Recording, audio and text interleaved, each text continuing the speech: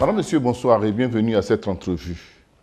Il a enfin décidé de parler. Le président de la Fédération ivoirienne de football, Augustin Kidi Diallo, a décidé de parler aux Ivoiriens après l'élimination de la Côte d'Ivoire au Mondial 2018. Parce que, justement, sur cette élimination, beaucoup de choses se disent et se disent toujours dans les réseaux sociaux et aussi sur la gestion du football ivoirien. Avec Cathy Touré-Kodo, nous allons tenter d'être ce soir la voix des Ivoiriens pour poser les questions que vous posez dans votre salon. Cathy, bonsoir. Bonsoir Daniel. Bonsoir Président. Les éléphants ne participeront pas au Mondial 2018. Dans quel état d'esprit vous vous trouvez aujourd'hui et quel commentaire faites-vous de cette élimination? C'est bien dommage. Mais avant de vous donner mes impressions, je voudrais d'abord m'adresser aux Ivoiriens. J'étais très peiné, comme tous les Ivoiriens. Peut-être par ma fonction de président, je le suis encore plus, parce que j'ai la lourde charge de diriger la fédération. Et je demande pardon aux Ivoiriens pour cette élimination.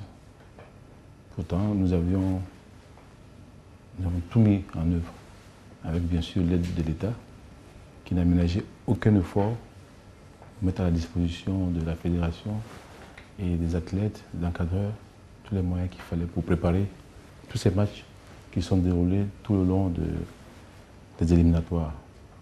Malheureusement, il y a des jours sans, il y a des jours avec, il y a des années sans, il y a des années avec. Nous sommes dans une année sans. Nous n'avons pas pu apporter ce bonheur-là aux Ivoiriens. En plus de notre élimination, c'est ce qui me peine le plus. Et c'est pour cela que je leur demande pardon. Et nous avons besoin, bien sûr. Mais je peux vous dire que si ça peut nous aider à remonter la pente, souvenez-vous, il y a 4 ans, c'est la Côte d'Ivoire qui allait en éliminant le Sénégal. Aujourd'hui, c'est l'inverse. Le Sénégal, comme Phoenix, ils ont connu beaucoup de troubles après l'élimination de leur équipe nationale. Il y a eu des remous de la fédération sénégalaise. Les vice-présidents ont démissionné. Mais mon collègue Senghor a tenu bon. Il a profité de cette défaite, je pense, pour mettre de l'ordre dans beaucoup de choses. Et c'est ce que nous allons essayer de faire aussi. Il faut savoir profiter des défaites pour construire pour l'avenir. Nous sommes là pour construire. Les clubs nous ont élus pour construire. Et c'est ce que nous allons essayer de faire. Alors justement, il faut reconstruire pour l'avenir, il faut donc tirer les leçons, comme vous dites, des échecs. Nous allons essayer ensemble de tirer les leçons de ces échecs-là. Déjà, on va commencer à parler de la préparation même de cette campagne de la Coupe du Monde. Il y avait l'entraîneur Michel Dissué qui était là. À un moment donné, on a dû se séparer de lui. On cherchait un entraîneur et il y a eu un appel d'offres. Et à notre grande surprise, nous, à la grande surprise des Ivoiriens, c'est un entraîneur qui n'était même pas sur la liste, qui a été retenu en la personne de Marc Wilmotte. Et ce qui gêne encore, c'est qu'il se dit que ce ne serait même pas vous qui êtes à la base du choix de cet entraîneur, mais plutôt votre fils. Qu'est-ce qu'il en est? Écoutez, c'est manquer de respect à mon comité exécutif et à moi-même. Vous savez, d'aucuns pensent que j'arrive dans le foot maintenant, dans le sport maintenant. Non, je suis né dans le sport, je suis né dans le foot, tout comme mes enfants. Mais ce n'est pas pour autant que certaines mauvaises langues vont dire que c'est mon fils qui a choisi l'entraîneur. C'est manquer tellement de respect à notre fédération. Maintenant, quant à l'appel à candidature, nous avons procédé à plusieurs appels à candidature depuis le départ de Sabri Lamouchi. Et c'est nous, fédération, qui avons décidé de mettre en place ce nouveau mode de sélection. Pas parce qu'on veut montrer qu'il y a plus de transparence, mais on voulait aussi quelque part que les Ivoiriens se sentent concernés, participent au choix des entraîneurs. Et d'ailleurs, c'est critiqué par les entraîneurs européens qui n'approuvent pas qu'on publie leur nom sur une liste et puis qu'ils ne soient pas retenus. Pour leur image, ce n'est pas une bonne chose. C'est peut-être des choses que nous allons revoir plus tard, mais c'est les mêmes noms qui sont revenus après le choix d'Hervé Renard, du c'est les mêmes noms qui sont revenus, à l'exception de 2 entraîneurs qui auraient pu faire notre affaire, comme on dit vulgairement. Malheureusement, ils avaient des prétentions très très élevées. Nous ne voulons pas non plus des entraîneurs au rabais, mais nous faisons aussi la politique de nos moyens. Et les moyens que nous avions ne pouvaient pas nous permettre d'embaucher ces entraîneurs. Et nous avons fait un appel à candidature.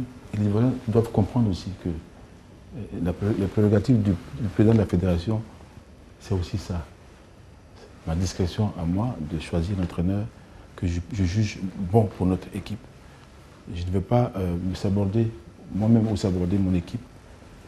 Et je peux peut-être me tromper. Je sais qu'on n'a pas eu la main heureuse pour certaines raisons, mais l'entraîneur qui a été choisi avait aussi ses références. Il avait amené son équipe au premier rang mondial. Et tout le monde, je m'en souviens, tout le monde était unanime pour dire que c'était un bon choix. J'entends des journalistes aujourd'hui critiquer Sidi Vilmotte dehors. Les mêmes journalistes qui, quand nous avons annoncé l'arrivée de Vilmotte et que nous avions annoncé que le contrat était signé pour 2 années, renouvelable, ils nous ont dit, mais pourquoi pas 4 ans? Parce que c'est une bonne référence. Et s'ils nous lâchent en cours de route. Bon, ça, je peux comprendre aussi, parce que bon, c'était le cas avec Hervé Renard, qui est parti après 6 mois. Vous savez, au foot, souvent, les choses, quand on ne gagne pas, on oublie beaucoup de choses. Et on ne retient vraiment que les résultats, mais on ne retient pas certaines choses importantes dans la vie. On a eu vraiment, je ne dirais pas la chance, mais Vilmotte était disponible. Et nous l'avons approché. Ce n'était pas évident qu'il vienne non plus, il était disponible, mais il remplissait les critères, sauf qu'il ne connaissait pas l'Afrique. Ça, je conviendrai avec vous là-dessus. Président, moi je voulais revenir sur le parcours de Michel Dussuyer qui a été remplacé. Pourquoi a-t-il été remplacé pendant que l'équipe avait de bons résultats et après on s'est trouvé dans le fond du ventre? Après notre élimination en Cannes, Michel Dussuyer a manifesté le souhait de partir depuis le Gabon. Je lui ai dit d'attendre qu'on arrive d'abord à Abidjan, puis qu'en ce moment-là, on prendrait les décisions ensemble. Il a rendu sa démission, je ne peux pas le maintenir malgré lui. Voilà pourquoi il est parti. Et bon, il est parti, il a fallu chercher un nouvel entraîneur, ce que nous avons fait. Nous avons pris Vilmotte, qui avait de bonnes références, qui a été un excellent joueur, qui a été un bon entraîneur, qui a qualifié son pays pour la Coupe du Monde et pour l'Euro. Donc il avait des très très bonnes références pour nous, comme je l'ai dit tout à l'heure, et tout le monde, je crois, était d'accord sur ses compétences. Maintenant, dans la gestion de l'équipe, que la mayonnaise n'ait pas pris, ça c'est des choses qui peuvent arriver. Mais sur le parcours de notre équipe nationale, on a eu beaucoup de blessés. On oublie ça aujourd'hui. Le match contre le Gabon, on a eu 8 blessés. Et à chaque fois, je dirais qu'il n'a pas eu la chance d'aligner une équipe type 2 fois de suite. C'est des facteurs qui ne peuvent pas militer pour la bonne marche d'une équipe nationale. C'est une équipe qui est en reconstruction depuis Hervé Renard. Voilà. Depuis Hervé Renard, j'avais annoncé qu'il fallait. Parce que nos ténors partaient, il fallait renouveler l'équipe, il fallait mettre en place une équipe compétitive. Nous avons commencé sous Hervé Renard et nous avons eu la chance en 2015, parce que personne ne pouvait imaginer qu'on allait à cette cadre pour ramener la coupe. Alors, le fait que ça ait marché, on s'est dit, on s'est mis à un niveau où on n'était pas. Il fallait continuer. Et c'est ce que nous avons continué à faire en faisant venir de jeunes joueurs. Quand je dis jeunes, ce n'est pas péjoratif. Des joueurs qui étaient montants, je dirais. Qui faisaient leurs armes, qui faisaient au sein de cette équipe. Oui, peut-être, mais aussi qui faisaient aussi leurs preuves dans leur club respectif. Ce n'est pas des joueurs qui n'avaient pas le niveau. Moi, j'étais de ceux qui n'avaient pas compris, mais qui ne comprennent pas encore pourquoi 2 jours avant, on bat le Gabon et puis on vient se faire battre ici. Et je crois que c'est ça qui nous a, Mais, tous les Ivoiriens. Monsieur Kobi, c'est ce que je vous disais tout à l'heure, qu'on a eu beaucoup de blessés. On va au Gabon avec une équipe amoindrie. 8 joueurs titulaires blessés. On revient et on a un match 3 jours après. La récupération ne s'est pas faite comme il fallait.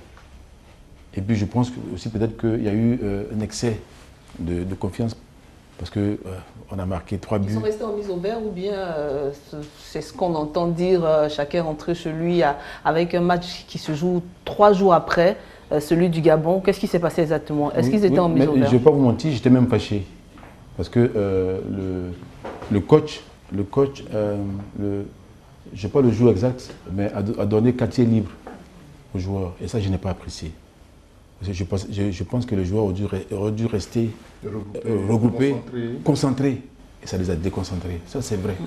Et on a fait la remarque. J'ai fait la remarque au coach avec mes autres collègues du comité exécutif parce que nous avons aussi constitué une cellule de critique, une cellule pour comprendre les choix de l'entraîneur. Quelquefois, quand ça n'allait pas, mais on a beaucoup changé avec l'entraîneur. Et ça a été aussi un facteur. Et là, bon, malheureusement, c'est ce qui s'est arrivé. On se fait surprendre chez nous et c'est ce match qui nous élimine. Ce n'est pas le match contre le Maroc, c'est le match retour, le match d'avant. Contre le Gabon qui nous élimine. Ça, il faut être clair là-dessus. On aurait gagné, je pense qu'on ne serait pas là.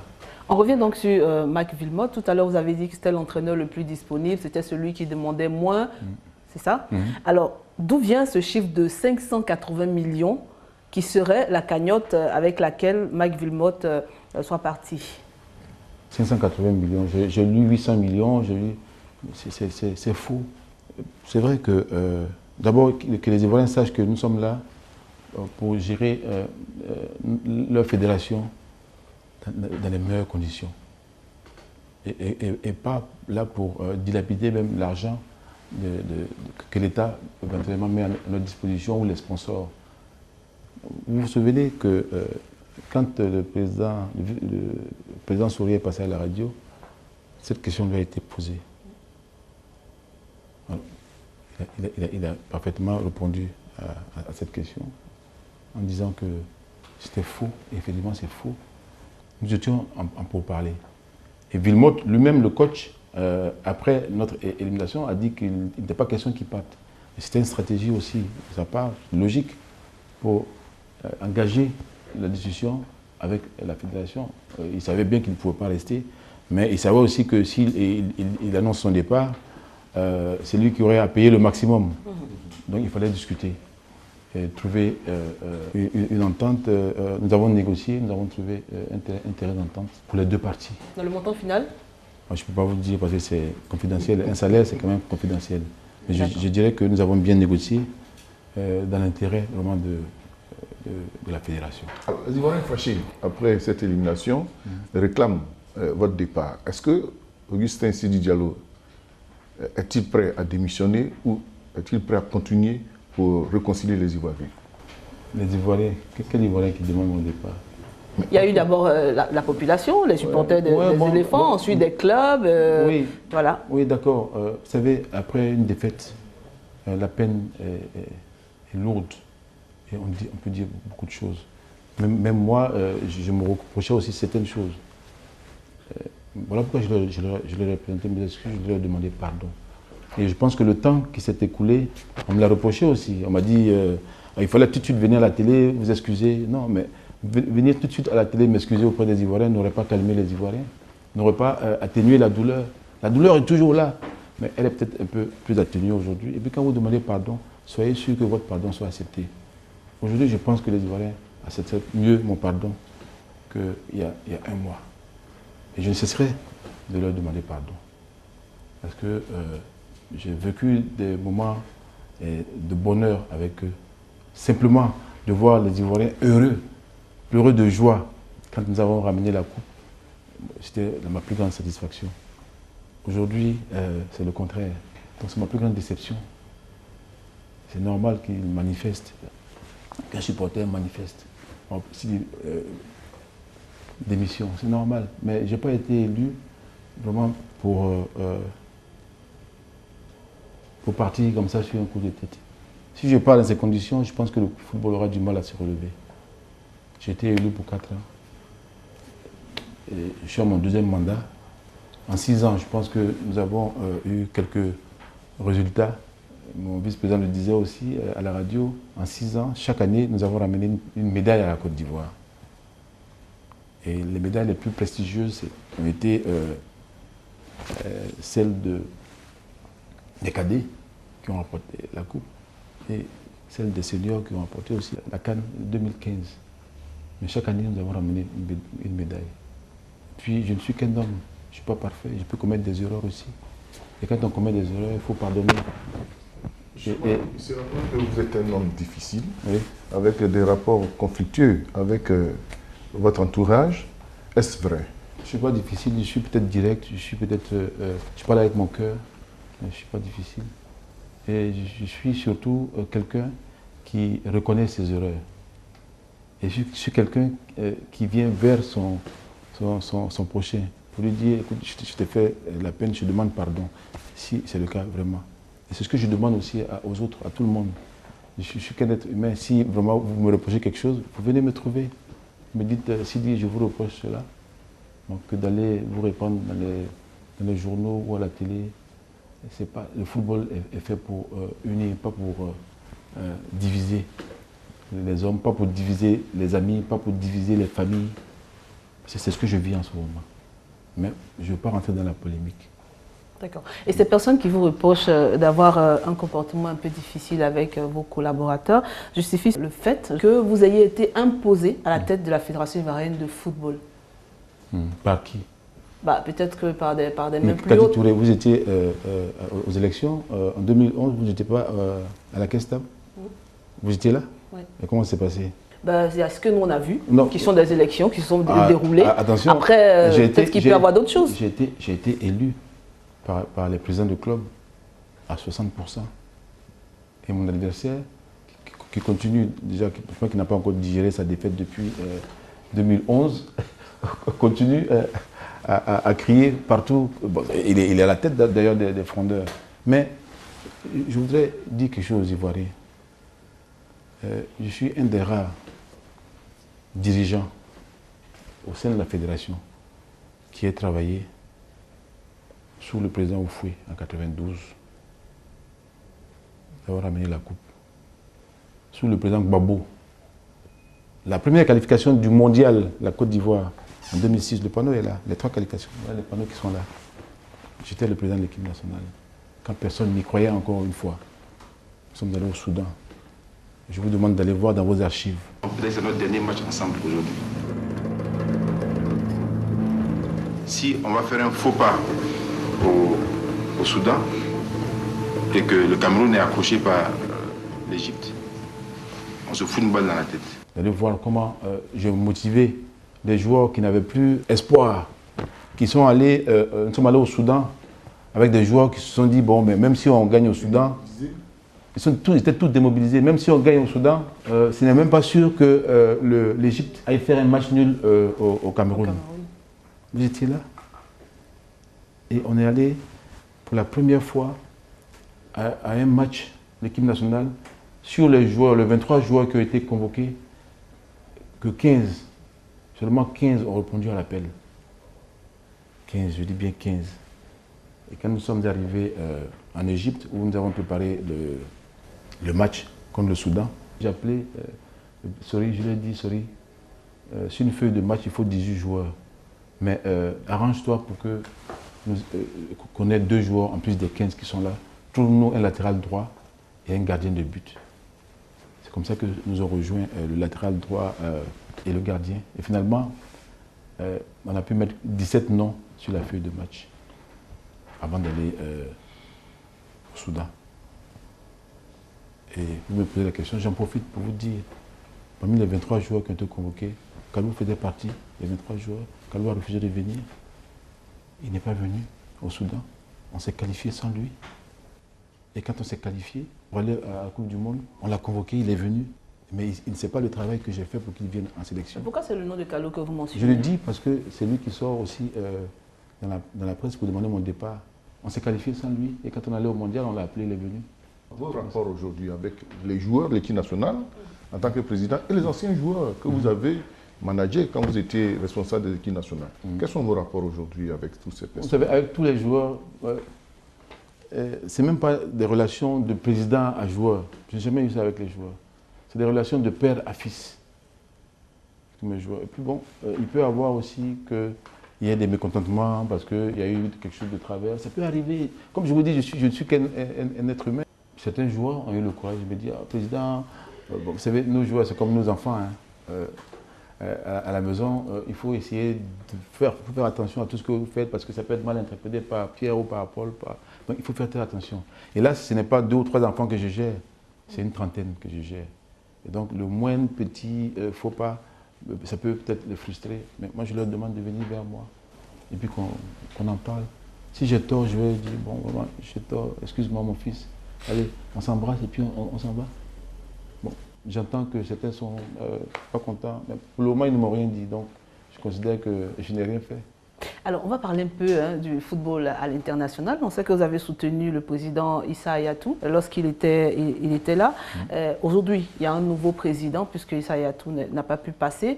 Quelles sont vos relations avec la nouvelle Confédération africaine de football? C'est des relations normales, mais je dirais aussi que, bon, vous savez, moi j'étais membre de la cellule de campagne du président Hayatou.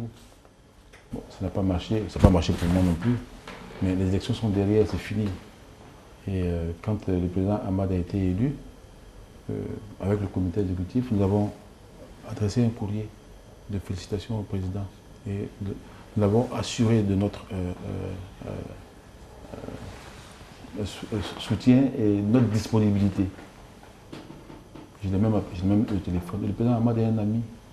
Mais je me réjouis parce que le président Hamad va venir bientôt en Côte d'Ivoire. Et on aura l'occasion d'aplanir tout ça. Et il saura que la Côte d'Ivoire est un grand pays de football. Il faut qu'on nous respecte aussi.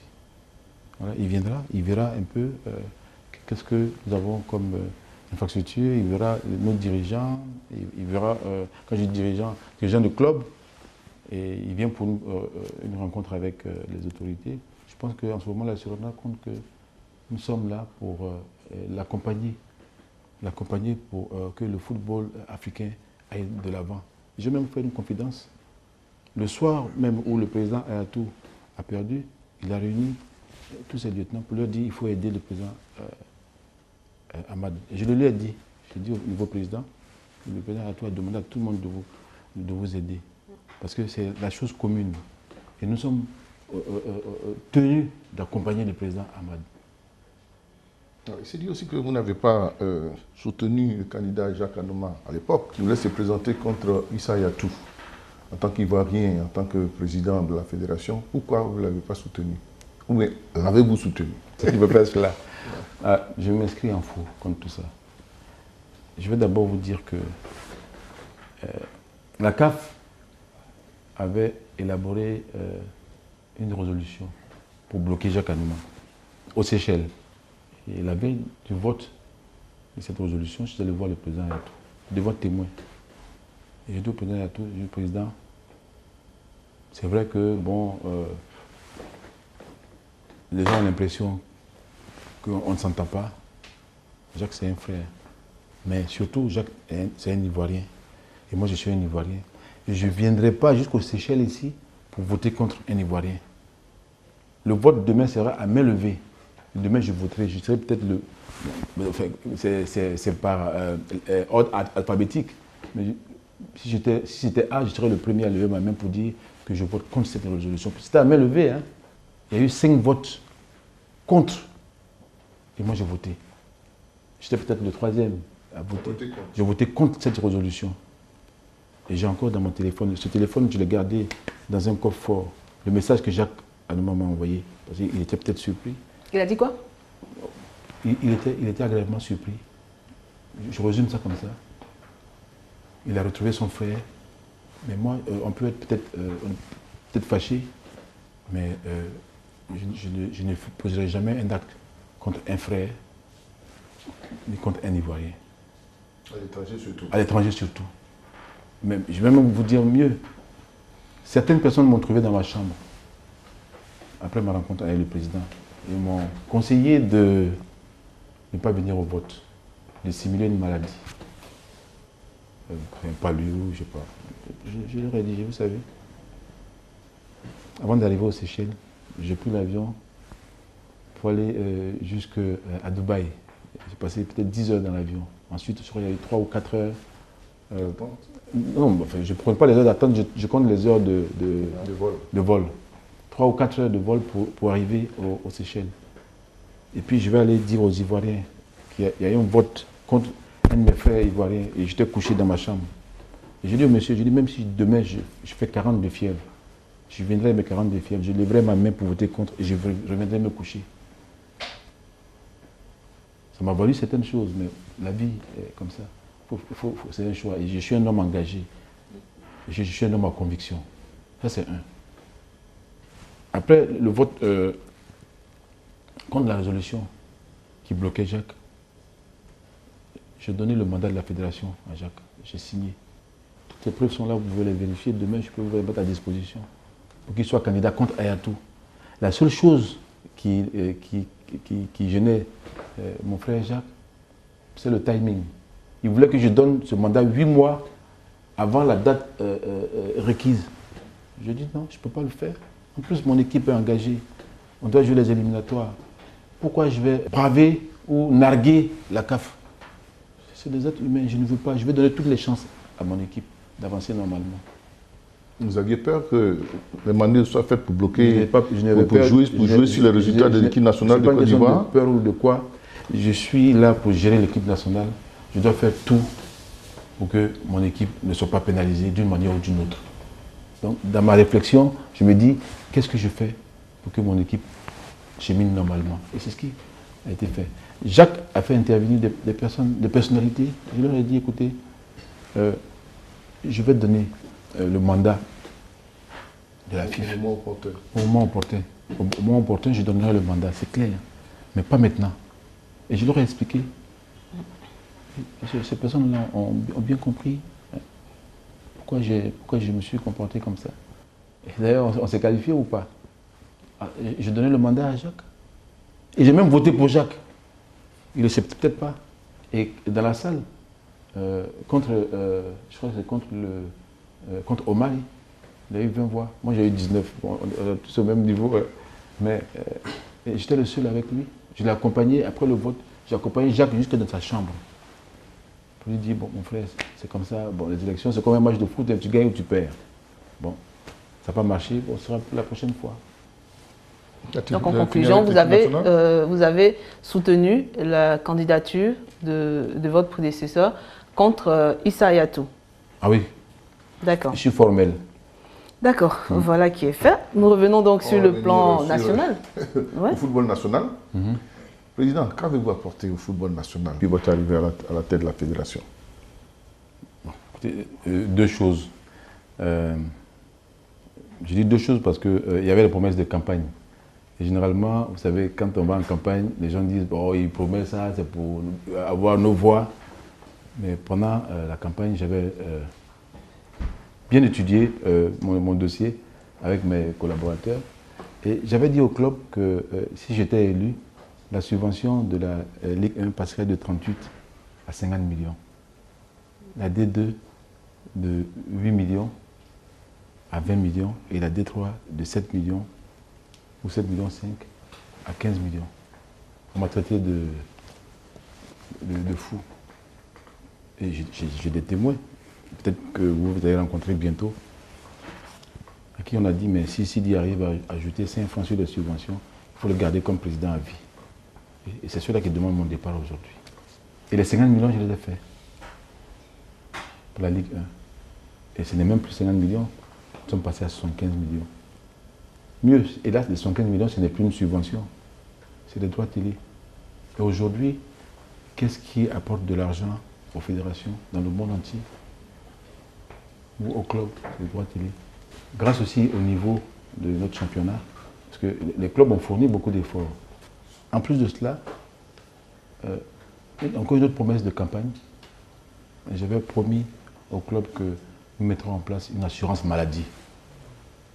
pour les dirigeants, les joueurs et leurs familles. 6 personnes par famille. Ça nous a coûté beaucoup d'argent. Mais il fallait le faire parce que je ne suis pas arrivé au foot aussi comme ça. J'ai vu des joueurs qui ont raté leur carrière pour un palu mal soigné ou une hépatite mal soignée, par manque de moyens. Mais l'assurance nous a apporté aussi beaucoup. L'assurance était aussi un réconfort et même une sécurité, une garantie pour les dirigeants qui n'avaient plus à se dire si mon joueur est malade, comment je fais? L'assurance était là pour couvrir tout ça. Ça, c'est une promesse de campagne qui a été réalisée jusqu'à aujourd'hui. C'est ce que nous avons apporté. Ce n'est pas si dit, c'est le comité exécutif que je dirige. Et puis, vous savez, quand vous venez dans une structure, quand vous venez à l'association d'un président ou dans une société, l'association d'un dirigeant, il faut sauvegarder les acquis et puis ajouter quelque chose. Quand je suis arrivé après Jacques Anouma, nous avons sauvegardé les acquis et nous avons ajouté une plus-value sur ce que nous avons trouvé. Parce qu'il a aussi travaillé en son temps. Il a fait faire 2 terrains synthétiques au Champrou et au parc. Et ces 2 terrains, c'est nous qui les avons éclairés. Nous avons réussi à apporter l'éclairage sur ces stades qui permettent aujourd'hui aux Ivoiriens, après les heures de travail, de venir suivre leurs équipes. Et aujourd'hui aussi, je pense que pour la télévision, c'est important d'avoir l'éclairage. Si on n'avait pas l'éclairage au Champrou, vous êtes de la télévision, on n'aurait pas pu faire les matchs en nocturne. Ça, c'est, je pense, quelque chose de très important. En 2011, on avait dit aussi au club que nous allons faire construire pendant notre mandat 3 stades synthétiques. C'est en cours. Le premier stade synthétique qui a été fait, c'est au centre de Bingerville, pour l'équipe nationale. Parce que la pelouse naturelle était très difficile à entretenir, parce que nous sommes dans une zone marécageuse avec des eaux qui remontent. Le drainage ne marche pas bien. C'est pour cela qu'on a des difficultés pour avoir une bonne pelouse à Bingerville. Et en ce moment, sont en construction 2 stades. Un stade à Yopougo, synthétique, et un stade à Bobo. Et la livraison aura lieu, je crois, à la fin du premier trimestre, je crois, au mars ou avril. Qui finance ce projet? La FIFA. C'est un projet, nous avons initié justement pour la FIFA. Il y a plusieurs projets, il y a des niches, donc nous avons présenté le projet et ça a été approuvé par la FIFA. On a pris quelques retards à cause des pluies. Cette année, vous savez qu'il y a eu beaucoup de dégâts et donc le plus difficile, c'est le terrassement. Et quand il pleut, c'est pas facile. Et donc, on a plus de retard pour ça. Sinon, le matériel la pelouse synthétique, tout le matériel est déjà arrivé. Et je pense que la semaine prochaine, on vous invitera à aller visiter les chantiers et vous allez voir tout le matériel qui est là en attendant qu'ils finissent de faire les terrassements, faire le gros œuvre. Bon, mais je vous ai dit, tout cela, c'était des promesses de campagne. Et puis, en plus des promesses de campagne, vous savez, il faut toujours aller chercher loin, aller chercher haut ce qu'il faut pour notre football. Et quand on a été élu en 2011, nous avons rendu visite au chef de l'État. Et au sortir de là, c'est peut-être une des rares vidéos que vous pouvez trouver sur moi. Et j'étais surpris par le journaliste. Ah, vous êtes venu pourquoi? Et puis je dis, le football est malade de ses infrastructures. C'est ce que je dis. Nous avons besoin d'infrastructures. Mais comment avoir ces infrastructures? Comment inciter l'État vraiment à s'engager là-dedans? C'était de pouvoir obtenir l'organisation d'une CAN ici. Ce que nous avons pu faire grâce à l'équipe qui a été mise en place avec le président Fekese, qui est d'ailleurs naturellement le président du COCAN. Nous avons monté un dossier en béton qui est passé. Et donc en 2021, grâce à cette CAN, le football ivoirien va bénéficier de 5 stades. Korogo, 20 000 places. San Pedro, 20 000 places. Yamoussoukro, 20 000 places. le stade de Fort-Boigny va passer à 40 000, le stade de Boaké, 40 000. Et dans chaque ville où se déroule la CAN, il y aura 4 terrains d'entraînement. Après la CAN, ces terrains vont profiter à qui? Au club des régions. Et peut-être qu'on aura encore plus, on verra. Mais, et je pense que c'est ce que les gens, on doit retenir le plus, les infrastructures. Sans infrastructure, on ne peut pas avoir de football. Et les travaux vont commencer bientôt parce que nous sommes déjà en fin 2017. Oui. Il nous reste 2018, 2019, 2020, là, 2021. Ne posez pas la question, je ne suis pas chargé de cela. L'État a fait ce qu'il faut. Le stade des Bimpe, les travaux ont démarré déjà. Et je sais qu'ils sont en ce moment au stade de dépouillement des appels d'offres. Donc il n'y a pas le feu. Hein.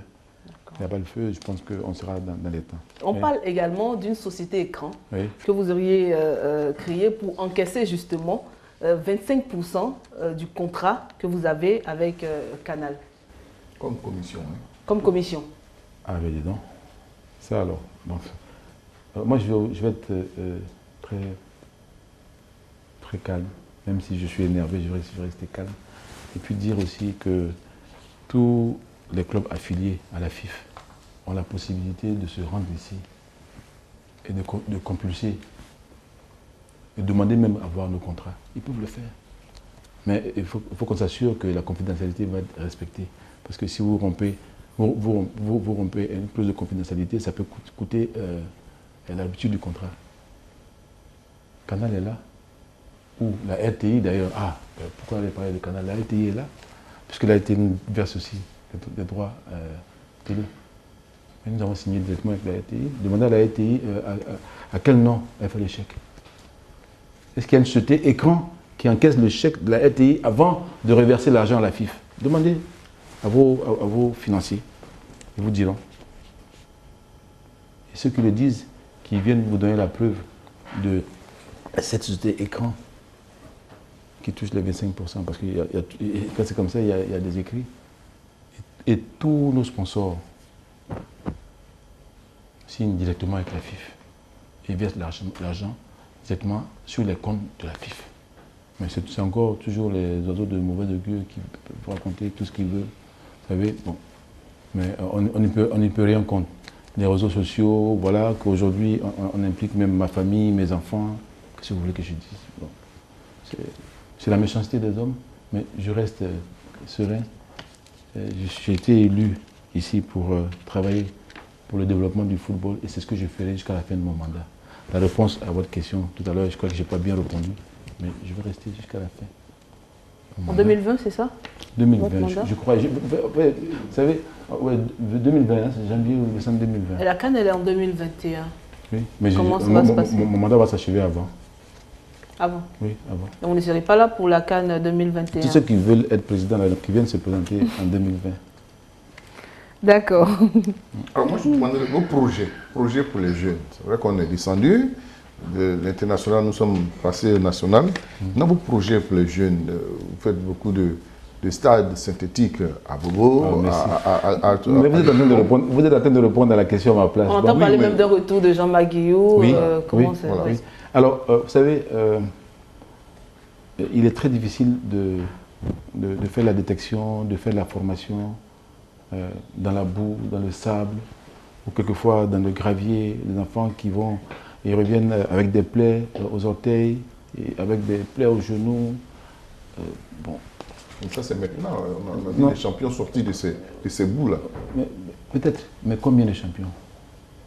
Dites-moi combien de champions? Et tout à l'heure, j'ai parlé du Sénégal. Aujourd'hui, le Sénégal, grâce à une très bonne formation, le Sénégal bénéficie de bons joueurs. Vous avez le centre Djamba.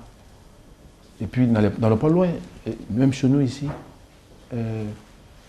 l'académie, oui, mais aussi combien de joueurs de talent l'académie ne nous a pas donné.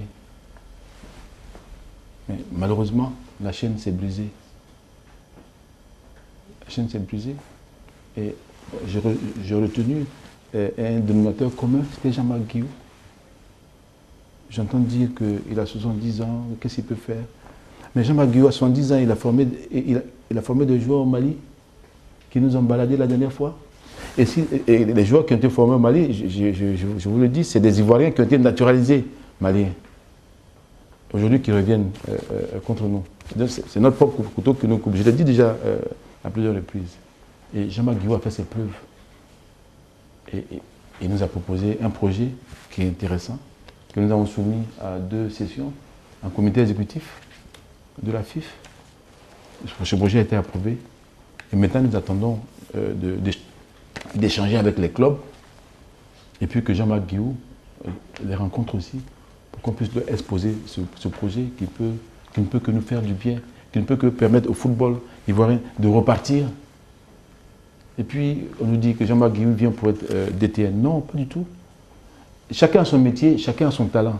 Jean-Marc Guillou a le talent de dénicher les bons joueurs. Comment on appelle ça? La détection des jeunes, des enfants. Ça va toucher une tranche de 8 à 13 ans. Et puis après, les joueurs sont reversés à la DTN, c'est la DTN qui s'en occupe. Et permettent à tous les départements de Côte d'Ivoire d'avoir aussi des centres de formation. C'est un projet fédéral, pas un projet privé. Et c'est un projet d'ailleurs même pour lequel, bon, je ne vais pas m'aventurer à aller trop loin. Je pense que le moment venu, on en reparlera. Et c'est la formation qui va nous aider. L'exemple du Sénégal est là. Et nous aider comment? Avec de bonnes pelouses, avec de bons terrains, avec des infrastructures que la Côte d'Ivoire est en train de mettre en place. Dans 2 ans, je pense que ces terrains d'entraînement et autres seront disponibles. Et même nous, au niveau de la fédération, comme vous avez dit, vous avez commencé à répondre déjà à la question que vous me posez. Je me fais la voix des Ivoiriens. Non, mais justement, les Ivoiriens, maintenant, je crois que, bon, on dit qu'on ne communique pas assez. J'ai décidé de communiquer à partir de maintenant. La preuve, je suis là. Aujourd'hui, c'est important que les Ivoiriens sachent que nous sommes en train de faire 2 terrains synthétiques. Un terrain à Bobo, un terrain à Yopougon. Et même mieux, nous allons essayer de récupérer les terrains que nous allons rénover et pour faire aussi un terrain à Koumassi. C'est indispensable. C'est comme ça que le football, on ne fait pas de tapage, mais on avance. Et ce n'est pas un miracle. S'il a été élu il y a 2 ans, j'ai été élu avec peut-être 97% des voix. J'ai été élu avec 97% des voix. Bon, c'est vrai, on a échoué, on n'est pas allé au mondial. Ça fait de la peine, c'est vrai. Mais dans la vie, et quand vous tombez, il faut vous relever. Et quand vous vous relevez, il faut que vous soyez encore plus grand. C'est ce que je souhaite pour mon football, c'est ce que je souhaite pour mon pays. Alors, Président, on va se relever donc. On ne va pas au mondial, oui. Mais il y a la CAN qui approche également. Non, il n'y a pas la CAN. Les éliminatoires de la CAN. Vous oubliez quelque chose aussi. Vous voyez, il ne faut pas qu'on dévalue notre football local. Le CHAN. Ah. Oui, il y a toutes ces, ces échéances-là qui arrivent. Avant la CAN, il y a le CHAN. D'accord. Le CHAN, c'est dans un mois. D'accord, voilà. Il y a le CHAN. C'est là, c'est le baromètre de notre football. Qui est l'entraîneur? En fait, c'est ça ma question. Le CHAN, qui va entraîner l'équipe nationale? Moi, je parlais, c'est pour ça que je vous ai dirigé directement vers la CAN. Alors, le CHAN, qui sera le sélectionneur le CHAN, de l'équipe nationale? Le sélectionneur, n'allons pas vite en besogne. Laissons-nous un peu de temps. Avez-vous un profil, au moins, qui vous permettra de chercher, d'aller à la recherche de cet entraîneur? Il y a une question aussi qui revient. Pourquoi on se sent obligé de prendre un entraîneur expatrié? On n'est pas obligé. Si on a un local qui est bon, il sera là. Moi, j'ai trouvé Zawi, c'est vrai, qui était là. Il était local. Bon, on a voulu passer une autre étape. Parce que, bon, on avait aussi quand même nos limites. Hein. Vous savez, la gestion, moi, je ne serais pas là pour critiquer. Ni les joueurs, ni les entraîneurs. Et je ne le ferai jamais. Vous avez vu que même dans la presse, il y a même des présidents de clubs qui m'attaquent, je ne réponds pas. Ce n'est pas mon rôle de répondre. Et c'est ici, la maison mère, c'est ici. Celui qui a quelque chose à me reprocher, qu'il vienne ici. Et puis on s'explique. Voilà. Donc, si demain, écoutez, il y a un entraîneur local qui se démarque, il sera là. Et je vais même vous dire mieux, Alain Guamené est là. Hein. C'est moi qui ai poussé Alain Guamené à faire ses diplômes d'entraîneur quand il a arrêté de jouer. Alain est venu. Aujourd'hui, il y a Kolo qui vient, il est en train de faire ses diplômes. Bon, qui vous dit que bon, demain, il n'y aura pas d'autres Ivoiriens? Aucun président de fédération n'a réalisé ce que nous avons réalisé en 6 ans. C'est dommage. On n'est pas qualifié, ça fait de la peine. J'ai entendu dire qu'on a perdu 5 milliards. On n'a pas perdu 5 milliards. On a peut-être 2 milliards de manque à gagner, pas 5 milliards. C'est beaucoup quand même. C'est beaucoup, c'est vrai, mais ce n'est pas 5 milliards. Mais ça fait 4 ans qu'on s'est qualifié. Ça fait 4 ans qu'on a eu les 2 milliards. Les 2 milliards, on les a épuisés depuis longtemps. Mais qu'est-ce qui nous sauve? Et qu'est-ce qu'on doit chercher? C'est les sponsors, c'est les droits télé. Alors, Président, je voudrais revenir sur mon profil, parce que vous n'avez pas répondu encore. Quel profil d'entraîneur se dessine dans votre esprit? Écoutez, je pense déjà qu'il nous faut un entraîneur d'une très bonne qualification, qui puisse amener notre équipe à grandir, qui puisse amener notre équipe à être prête pour 2021. Président, une autre question qui suit ce que vous dites. Que deviennent les champions d'Afrique cadet de 2013? Vous avez vu Franck Kessié évoluer avec les éléphants. Et lors du dernier match, Maïga aussi l'a rejoint. D'autres vont retrouver l'équipe au fur et à mesure. Mais c'est le choix d'un entraîneur aussi. Peut-être qu'il ne pourra pas prendre les 23, mais nous sommes en train de constater que ces joueurs regagnent petit à petit l'équipe A. Et je pense que c'est une très bonne chose pour l'avenir. Parlez justement d'avenir, les perspectives pour vous. Je vous laisse en même temps la conclusion de cet entretien. Quel avenir, quelle perspective pour le football ivoirien? Alors, je vais d'abord, c'est pas la conclusion, je voulais intervenir là-dessus pour dire aux Ivoiriens que le football, c'est vrai que c'est un sport. On dit, bon, ce n'est qu'un sport, mais ce n'est pas qu'un sport parce que c'est un sport qui touche la sensibilité de tout le monde, qui fait battre les cœurs. Les Ivoiriens ont créé un nouveau mot, le goumé-goumé. C'est vrai. Donc on ne joue pas avec le cœur, on ne joue pas avec le goumé-goumé. Mais il faut aussi qu'ils sachent qu'aujourd'hui, notre objectif, c'est de préparer une équipe compétitive. Trouver un bon entraîneur, le bon profil qui pourra nous amener à 2021. C'est 2021 mon objectif. Mais qu'on ne nous dise pas, parce que bon, vous n'avez pas réussi 2019, alors non. Le football se prépare sur du long terme. L'Allemagne a mis 10 ans pour arriver à ce niveau. Nous pouvons le faire avant, parce que je pense que la Côte d'Ivoire a des joueurs de qualité. C'est reconnu mondialement. C'est pour cela qu'il y a cette fuite de nos joueurs un peu partout, qu'on ne retrouve pas. Et justement, le projet, je reviens encore dessus, le projet de Jean-Marc Guillou va nous permettre d'avoir une traçabilité sur les enfants dès l'âge de 8 ans. Et cela aussi va arrêter tout ce qui sera fraude sur l'identité. Parce qu'en plus... Et les âges. Et les âges, ce que j'appelle la fraude sur l'identité. Et nous allons faire aussi des licences biométriques. Et c'est important, il faut qu'on en arrive là. Votre conclusion maintenant, Président? Ma conclusion, elle est toute simple. Dans toute fédération, comme dans toute société, il y a des règles qu'il faut respecter. Et nous, en ce qui nous concerne, au niveau de la FIF, nous avons nos statuts. Nous avons nos doyens, nous avons nos membres d'honneur, nous avons nos présidents d'honneur. Et en 2011, quand j'ai été élu avec mon équipe, j'ai proposé à notre premier AG que M. Jacques Anouma soit notre président d'honneur. Parce qu'il a fait du bon travail. Et j'ai même travaillé avec lui jusqu'à ce que je parte. Je suis parti parce que bon, certaines choses ne me convenaient pas. J'ai rendu ma démission, je n'ai rien dit. Mais aujourd'hui, il est et il reste notre président d'honneur. Il a peut-être failli à sa mission, que je vais lui rappeler. Dans nos statuts, à l'article 19, 20 et 21, vous allez voir les obligations des membres d'honneur. Il est comptable de tout ce qui nous arrive aujourd'hui. Il est comptable aussi de nos succès. Parce que depuis 2012, il est le membre d'honneur, le président d'honneur de la fédération. Et il a aussi la capacité, il a aussi la possibilité, comme cela est prévu dans les tests, de faire des remarques sur la gestion de la FIF. S'il y a une dérive, il peut le faire, ou verbalement, ou par écrit. Ou même nous demander à nous réunir, nous sommes ses jeunes frères. Il n'a pas le droit en tant que membre de notre association, de ternir l'image de notre association. Il est notre président d'honneur, il reste notre président d'honneur. S'il a des conseils à nous donner pour avancer, nous sommes là. Nous sommes tous des jeunes frères. La fédération est ouverte. Et je vais dire aux Ivoiriens que le premier bureau, le premier comité exécutif que j'ai mis en place, je l'ai fait avec Jacques. Il m'a conseillé 8 membres de son ancien cabinet. Et la première personne pour laquelle il a insisté, il faut que tu prennes absolument Sori, il est là. Donc regardez, prenez la liste.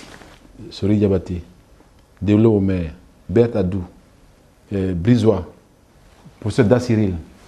Il m'avait proposé 8 noms. Et aujourd'hui, où je vous parle, Sori Diabaté est encore avec moi. Le professeur Da Cyril est encore avec moi. Déolo Omer est encore avec moi. C'est comme ça que je voulais présenter les choses aux Ivoiriens, pour montrer que je ne suis pas un diviseur, je suis un rassembleur. Et ce qui est bon, il faut garder. Il faut jeter ce qui est mauvais, certes. Mais il ne faut pas jeter ce qui est bon. Et nous allons ensemble continuer. Donc je lui demande de jouer son rôle de président d'honneur. Et tous ceux aujourd'hui qui rentrent dans la dissidence, qui viennent, peut-être qu'ils vont nous apporter des conseils qui peuvent nous aider, et c'est ceux que nous ne voyons pas. Nous avons peut-être la tête dans le guidon. Nous ne sommes pas parfaits. Et qui viennent nous apporter aussi leur expérience dans l'intérêt du football ivoirien. Le football n'appartient pas à Sidi Diallo, n'appartient pas à Siaba, n'appartient pas à Sori Diabaté. Le football ivoirien appartient à tout le monde, comme l'équipe nationale. Vous voyez, quand l'équipe nationale est éliminée, je ne suis pas seul à pleurer, nous sommes nombreux à pleurer. Donc, vraiment, faisons en sorte qu'aujourd'hui, nous avons la possibilité d'organiser une CAN, que nous mettons ensemble, que ce soit l'affaire de footballeurs, que nous puissions organiser ça comme il le faut. La Côte d'Ivoire a beaucoup de capacités. Et je pense que nos autorités nous l'ont démontré avec l'organisation d'abord de la francophonie, ensuite du sommet UE-UA. C'est mondialement aujourd'hui répandu que la Côte d'Ivoire a très bien organisé. La CAN, ce sera la même chose, mais la CAN va aussi apporter quelque chose aux footballeurs, les anciens footballeurs. Bon. Et c'est vraiment le message que je voulais passer. Et je demande aux Ivoiriens de nous faire confiance. Et si je tort, je demande pardon. Si j'ai raison, je me défends aussi. Donc je me défendrai vraiment pour que les intérêts du football soient préservés. Je vais terminer en disant que je remercie nos autorités qui ont mis tous les moyens à notre disposition depuis que nous sommes là. Jamais vous avez entendu des clubs dire que le championnat a été interrompu pour telle ou telle raison. Jamais. C'est ce qui nous a valu déjà la confiance de Canal. Et j'étais très heureux d'entendre qu'ils sont satisfaits de notre collaboration. Il ne faut pas faire peur à nos sponsors, à la RTI, à Canal. Au contraire, il faut poser des actes pour que le football ait le plus de moyens pour développer nos activités, pour permettre à nos joueurs d'évoluer dans des cadres encore plus agréables. Merci, Président. Merci en tout cas de vous être prêté à nos questions. Oui, c'est pas facile. C'était les Ivoiriens qui voulaient avoir des réponses aux questions qu'ils se posaient. Je pense que nous, à notre niveau, nous avons essayé de rendre fidèlement ce que vous pensez dans vos salons. Encore, mesdames, messieurs, bonsoir et à très bientôt.